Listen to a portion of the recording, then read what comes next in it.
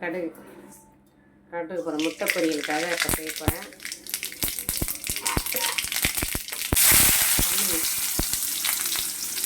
வெங்காயம் போட்டிருக்கேன். கொஞ்சம் லேசாக வதங்கிட்டு இப்போ நம்ம வந்து தக்காளி போட்டுருவோம். தக்காளி போட்டுருவோம். இப்போ வந்து நான் அவரைக்காய் அரிஞ்சு வச்சுருக்கேன். இந்த அவரைக்காவையும் அதில் போட்டுக்கலாம்.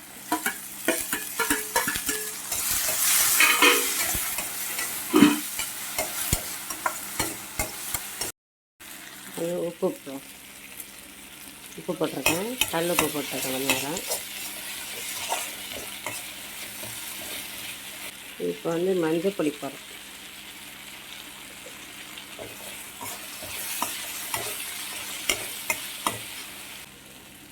இப்போ மிளகாய் பொடி கொஞ்சம் போடுறேன். மிளகாய் பொடி போடுறேன். குழம்பு மிளகாய் பொடி தான் போடுறேன்.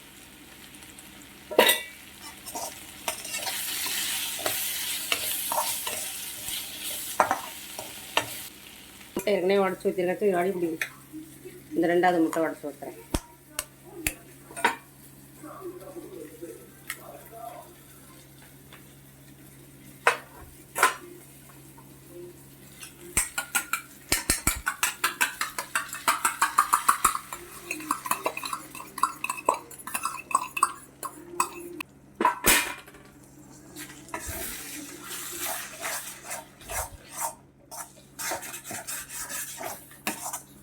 காய் வந்து நல்லா வதக்கிட்டு மிளகாய் பொடியும் மஞ்சள் பொடியும் போட்டு உப்பு போட்டு நல்லா நம்ம வந்து சிம்மில் வச்சு மூடி வச்சிடலாம். மூடி வச்சுட்டா ரெடி ஆகிடும்.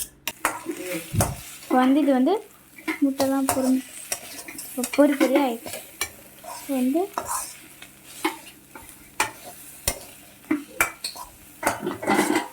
அது சாதத்தை போட்டுக்கலாம். போட்டு அப்படியே கிளற வேண்டியதான். அந்த சாதத்தை நம்ம வந்து போட்டு அப்படியே கிளற வேண்டியதான். பசங்க லஞ்ச் பாக்ஸ் கட்டி கொடுத்து. ஓகேவா?